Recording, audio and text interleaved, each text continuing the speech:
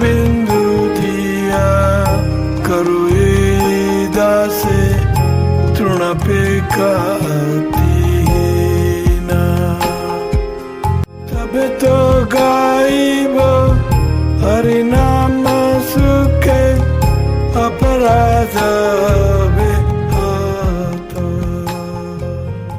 जय श्री कृष्ण चैतन्य प्रभु नित्यानंद श्री अद्वैत गदाधर शिवासादि गौर भक्तवृंद। हरे कृष्ण कृष्ण कृष्ण हरे हरे, हरे राम राम हरे हरे। सो हम अष्टयाम लीला पढ़ रहे हैं। तो ये पुस्तक है व्रज की अष्टयाम लीला by Krishnadas Kaviraj Goswami, translated by Shyam Das, Sri Shyam Das, हरिनाम प्रेस उनका है। तो उन्होंने ये पुस्तक ट्रांसलेट किया है। तो डोल, वंशीहरण और सूर्य पूजा आदि लीलाएं, मध्याह्न लीलाएं। तो जब अपने घर बैठे श्रीमती राधा रानी अपने भाग्य को यह सोचकर कोस रही थी कि कोई बाधा भी नहीं है, फिर भी वह कृष्ण से मिल नहीं पा रही। इसी समय कुंदलता वहां आ पहुंची और सूर्य पूजा के लिए चलने को श्री राधा ने अनुरोध करने लगी। इससे अधिक और श्रीमती राधा रानी को क्या चाहिए था। कमल नयनी श्री राधा सखियों के बीच गमन करते करते वृक्ष लतागणों को उत्फुल्ल करती हुई, कोकिल कंठ को लजाने वाली मधुर वाणी से वन शोभा का वर्णन करती हुई एवं भ्रमर और चुदाई पक्षी की ध्वनि से भी श्रेष्ठ अपने आभरणों की झंकार करती हुई बसंत की शोभा के समान वन के बीच प्रविष्ट हुई। वसंत आने पर जिस प्रकार वन की शोभा बढ़ जाती है, उसी प्रकार श्री राधा के अंग प्रत्यंग में सौंदर्य फूट उठा। वह पहुंचकर श्री राधा ने देखा कि समस्त वन में श्री कृष्ण की अंग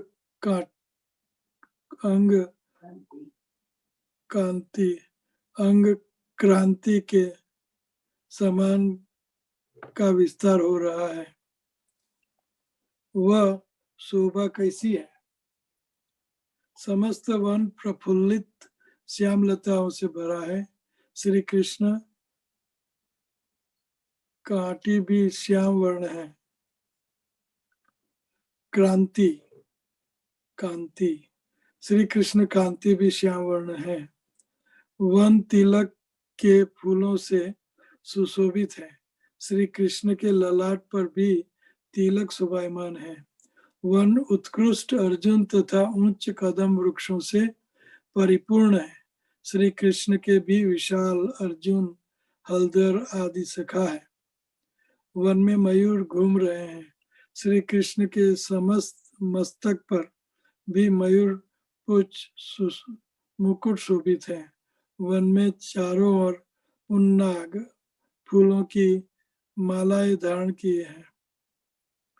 इस प्रकार वन शोभा का दर्शन कर श्री राधा समस्त वन को अपने प्रियतम श्री कृष्ण का अंग स्वरूप बोध करने लगी। श्रीमती राधा और सखियों के राधा कुंड और श्याम कुंड पर आगमन के पश्चात श्री वृंदा देवी ने कहा, हे सखियों, अब तुम सब आनंद से पहले श्याम कुंड के पावन नाम के घाट पर जाकर स्नान करो, फिर सूर्य देव की पूजा करना।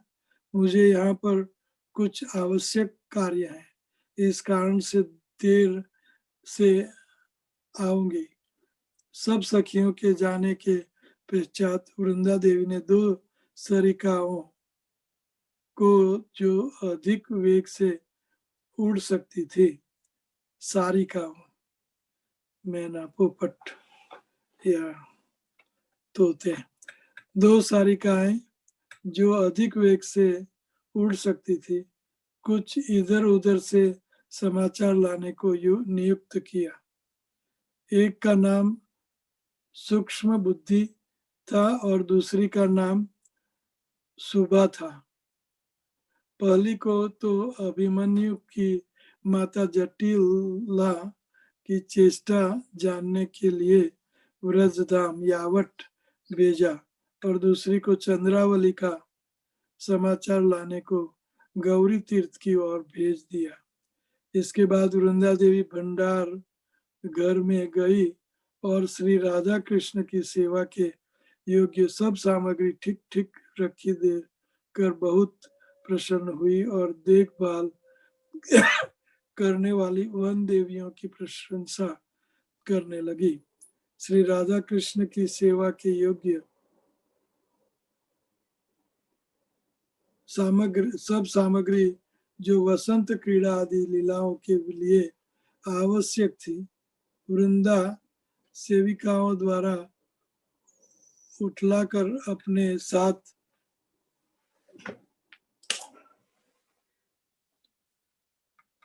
लीवा ले और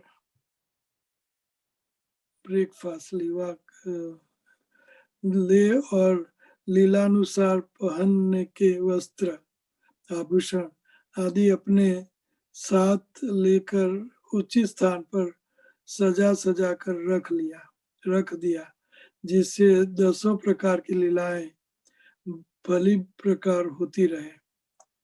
यह सब कार्य संपादन कर श्री वृंदा ने लीलाओं में सहायक सब स्थावर जंगम परिकरों को श्री श्री राधा कृष्ण के आगमन की सूचना देकर सजग रहने का आदेश दिया। यह सुनकर उन सब को अत्यंत प्रसन्नता हुई और अपने अपने काम में जुट गए। इस समय श्री वृंदा के हृदय में इच्छा उत्पन्न हुई कि श्री राधा कृष्ण के परस्पर मिलन रूप पूर्ण चंद्र द्वारा जो भाव समूह रूप सुधा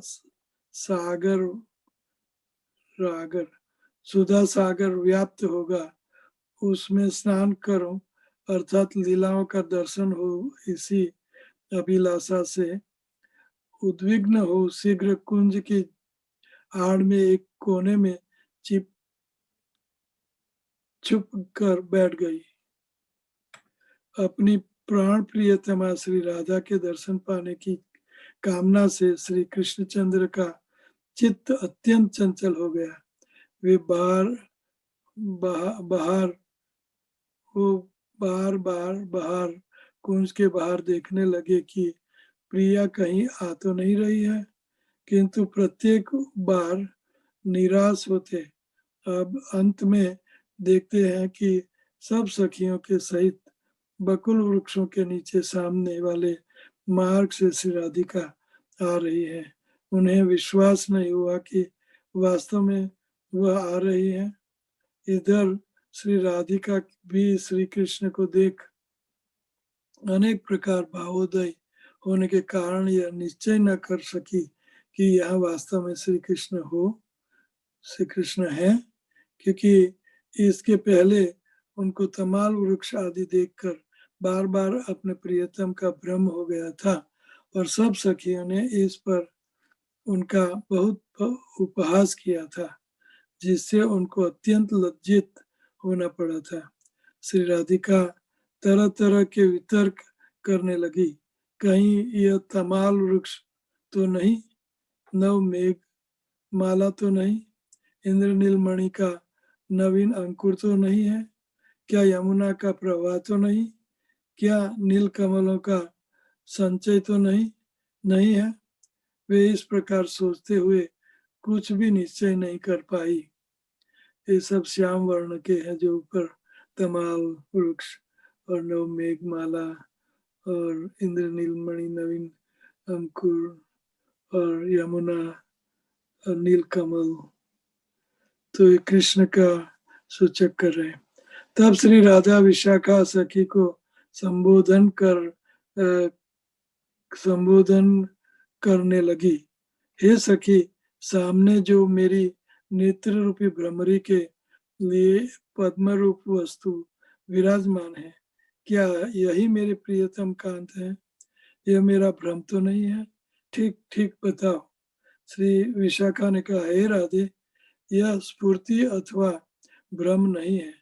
सामने जो कुछ देख रही हो वही तुम्हारे प्राणनाथ, तुम्हारे मस्तक के तिलक कृष्णचंद्र ही है। इसी प्रकार विशुद्ध प्रेम द्वारा एक दूसरे के दर्शनों की इच्छा से श्री राधिका और श्री कृष्ण स्वाभाविक भाव समूह से विक्षुब्ध और आनंदित हो एक क्षण संज्ञा शून्य हो गए। तो यहाँ ब्रह्म ज्योति शुरू होती है। तो ये लीलाओं का हम वर्णन कर रहे हैं। अष्टयाम लीला या व्रज की अष्ट प्रहर लीला। तो समय भी हो चुका है।